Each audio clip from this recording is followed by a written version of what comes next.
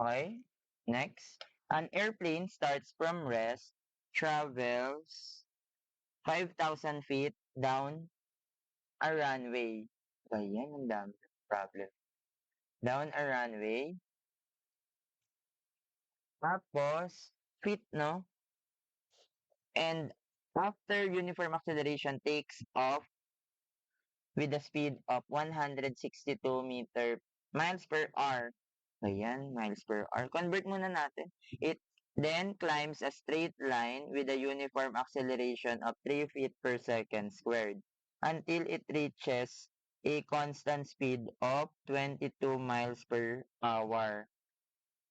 Ba yan, may miles per hour, tapos may feet. So, i-convert muna natin yung miles per hour. So, we have the velocity 1 is equal to 162 miles per hour. Convert natin. Ang 1 mile ay merong 5 to 80 feet. Times, ang 1 hour ay meron 3,600 seconds. So, the answer is equal to 162 times 5 to 80. Mode 1. 162 times 1 times 5 to 80 divided by 36. So that is equal to 237.6 feet per hour. Dapat yun, sorry, per second lang. Not uniform, no? For our velocity 2, that is equal to 220 miles per hour. So kahit hindi mo na isulat, basta alam mo na 5 to 80 divided by 3,600. So, 162 to 20 times 5 to 80 divided by 36. That is equal to 322.667 feet per second. So, drawing natin. Now, ang sabi kasi, kapag ganyan, i-drawing natin. Isa-isa nyo na, no? So, siguro ito si acceleration equation over the time. Ay, tatlo na natin. Velocity. Di ba pag ganito tayo mag-drawing, mas madali? This is the velocity, this is the time, and then this is the position over the time. Tama? This is the position. So, isa-isa natin. Ang sabi, an airplane starts from rest and travels down a runway. A runway. So, ibig sabihin, meron siyang position 1 at a certain time na hindi natin alam. So, yung position 1 natin is assume natin na nandito. Hindi natin alam kung ano yung curve niya, no? Pero ang alam lang natin, sa time 1, nalagay natin to this is time 1. This is time 1. Tapos, yung position niya daw ay magkano? 5,000 feet. Okay. Ano yan? Starts from rest and a uniform acceleration. So, pag sinabing uniform acceleration, so ibig sabihin, yung time na yan, so may uniform acceleration daw tayo dito na hindi natin alam. Pero, nag-speed daw siya before takes off, that is 162 miles per hour or 237.8 before takeoff. Ibig sabihin, yung velocity natin dito, that is equal to 237, tama ba? 237.6. Tama?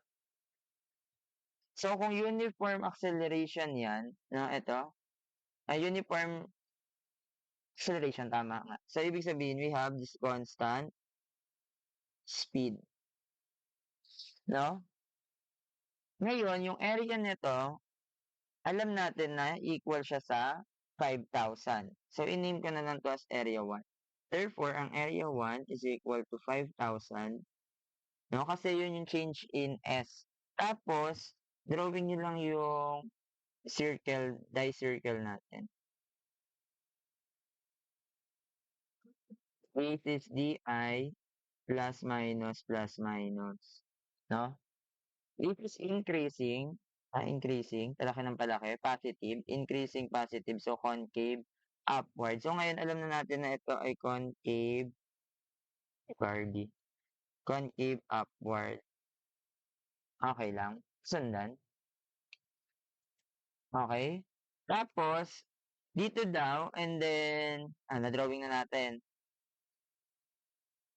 So ngayon, yung point pala na to, equal din yan dito sa area dito.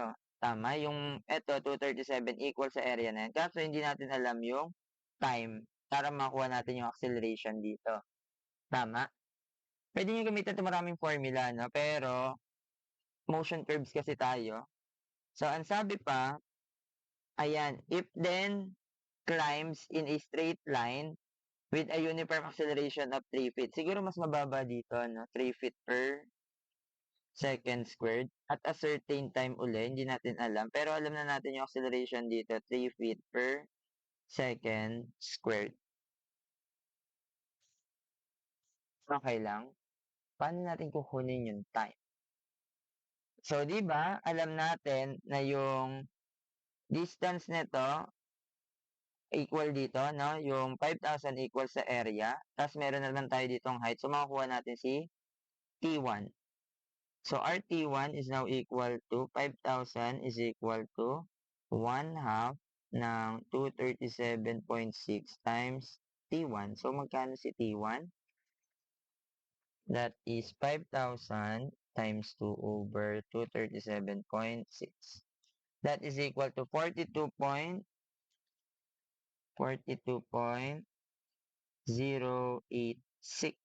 seconds.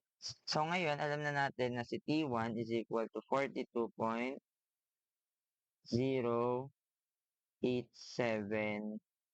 88 seconds pala. 88 seconds.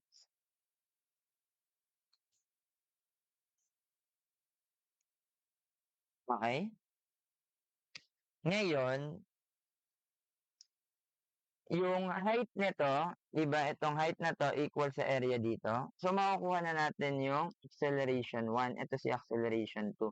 So, how to solve for acceleration 1? Yung area nito, area 2, equal sa 237.6 equals to 8 times 42.088. Susundan. So, what is our acceleration 1? So, that is equal to 237.6 divided by 42. Sige na nga, gamit natin yung sakto. 5,000 times 2 divided by 237.6 times, that is 237.6 divided by the answer. That is equal to 5.645 feet per second. Start ko to sa B. Ito start ko sa A. Baka kailangan. So, magkano na yung value natin? Okay na. Nakuha na natin yung acceleration, 5.645. So, okay na tayo sa acceleration. Ang sabi dito, takes off. Tapos meron pa isang velocity na binigay, no? Ang sabi, until it reaches a constant speed of 220 meter per second. I'm sorry, 220 miles per hour. So, that is 322 point. Nung na-reach niya daw yung constant speed. Ibig sabihin, dito sa time na to, nandito na yung constant speed natin, no? Ayan, which is equal to 322.667. Ibig sabihin, no, i-connect lang natin to, i-add natin yan dyan. Makukuha na natin yung theta. This is theta. Tama ba? This is 322.667. Kasi constant na daw dito sa part na yan, no? Ang sabi dito yun, until it reaches a constant speed. No? Ibig sabihin, yung area nito, lagay natin as area 3, equal yan dun sa change in height nito. Tama? So the area 3 is equal to 3 feet times time equals to the change in height that is 322.667 minus 237.6. So magkano si time? So the time is equal to kaso yung 3227.6.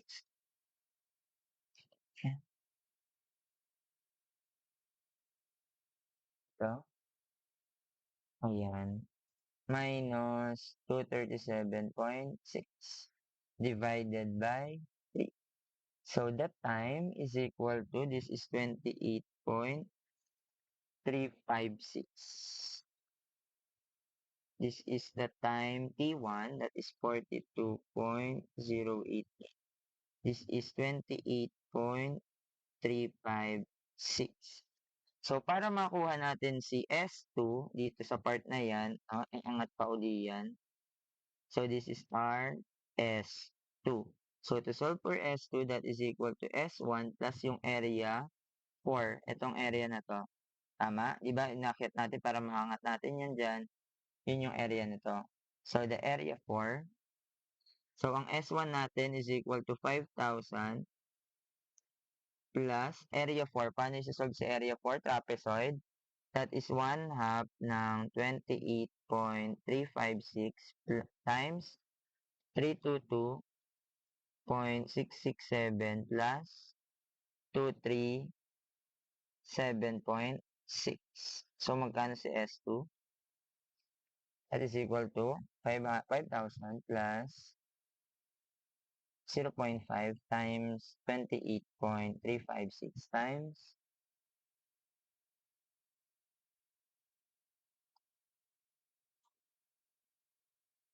322.667 plus 237.6. That is equal to 12,943.466 meters. Charot, feet pala. So, kung i-convert mo into miles, madali naman yan. Divide mo lang ng 5,280 divided by 5,280 para maging miles. That is equal to 2.451 miles. So, kung yun ang binahanap sa atin, yung tanong.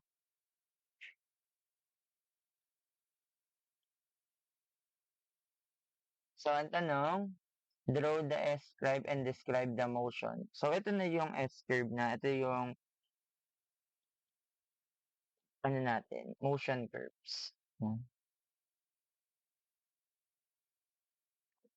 So, yung position niya at the end, ito na siya, in feet or in miles. Yan. Di ba pinaikot niyo lang, medyo nakakahilo lang, pero familiarize na. Di I circle.